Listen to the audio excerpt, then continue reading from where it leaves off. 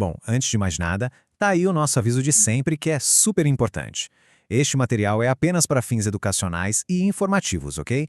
Nada aqui é recomendação de investimento. A análise final tem que ser sempre de cada um.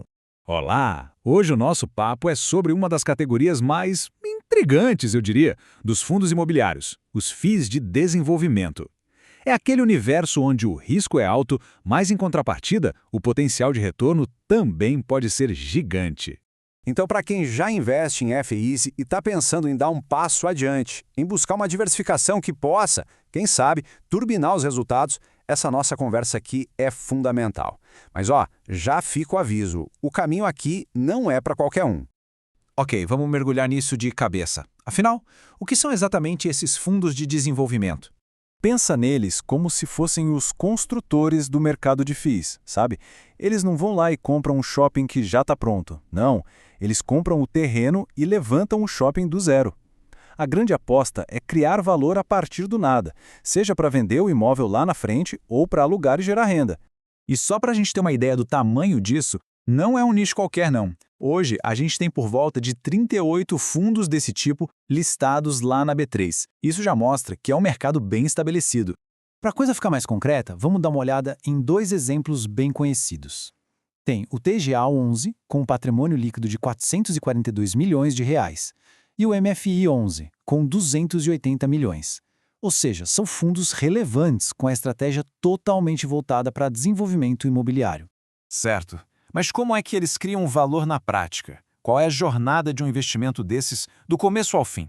O processo todo é bem lógico, bem direto. Tudo começa ali na compra de terrenos, o que o mercado chama de land bank. Depois vem toda a parte de desenvolver o projeto, conseguir as aprovações. Com tudo certinho no papel, as obras finalmente começam. E aí, no final, é a hora de colher os frutos, seja com a venda ou com o aluguel dos imóveis. Cada uma dessas etapas vai agregando valor ao ativo. E essa imagem aqui ilustra essa transformação de um jeito brilhante. De um lado, a gente vê o terreno bruto, o potencial puro, e do outro, o empreendimento pronto, uma comunidade inteira gerando valor. É exatamente essa a ideia, transformar terra em lares, em negócios. E para a gente ver como isso funciona na vida real, olha só a carteira do MFI 11. A distribuição é clara, a maior parte, 62%, está investida em obras que estão rolando agora.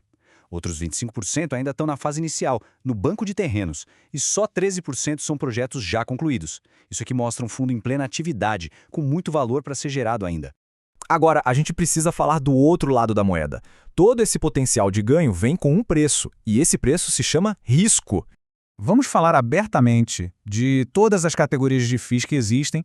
Os de desenvolvimento são, sim, considerados os mais arriscados, e é crucial entender o porquê disso. Os riscos são muitos e precisam estar no radar. A gente está falando de possíveis atrasos nas obras, estouro de orçamento, problemas para conseguir licenças, até a economia do país entrar na conta, né? Uma mudança nos juros pode encarecer o financiamento todo. E ainda tem a baixa liquidez do ativo e o risco do mercado simplesmente não querer comprar os imóveis no final.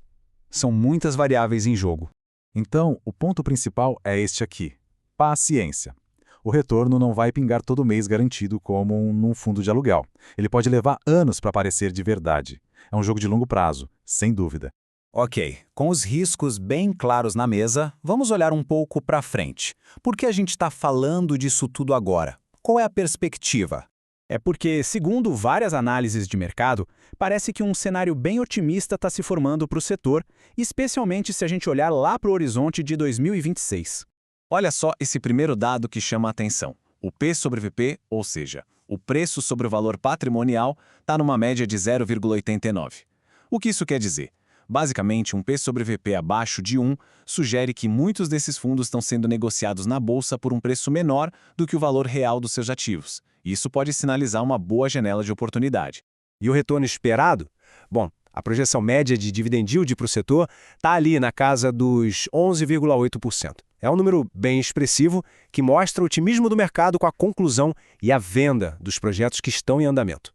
E o que está por trás dessa perspectiva tão positiva? Principalmente o cenário macroeconômico, a queda da Selic, que deixa o crédito mais barato, uma recuperação geral do mercado imobiliário, uma demanda forte por imóveis novos que ficou guardada por um tempo e uma inflação mais sob controle. É quase uma tempestade perfeita, mas no bom sentido da palavra.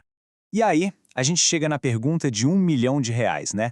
Com tudo isso na mesa, esse tipo de investimento é para todo mundo? A equação é clara. O risco é alto, mas o potencial de retorno também é alto. A questão que fica é, essa relação faz sentido para o perfil de quem investe? Combina com a tolerância a fortes emoções no mercado? Este slide aqui resume tudo de forma perfeita. Para um perfil mais arrojado, com foco lá na frente, no longo prazo e que aguenta bem a volatilidade, pode ser uma opção a se estudar. Agora, para um perfil conservador, que precisa de liquidez ou que busca aquela rendinha previsível todo mês, aí definitivamente não é o caminho. Então, no fim das contas, vale a pena para os arrojados? A decisão é sempre pessoal e precisa vir depois de muita análise.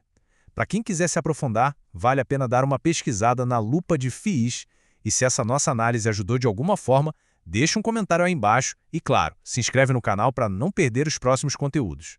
E, como sempre, lembrando que esse conteúdo é puramente educacional.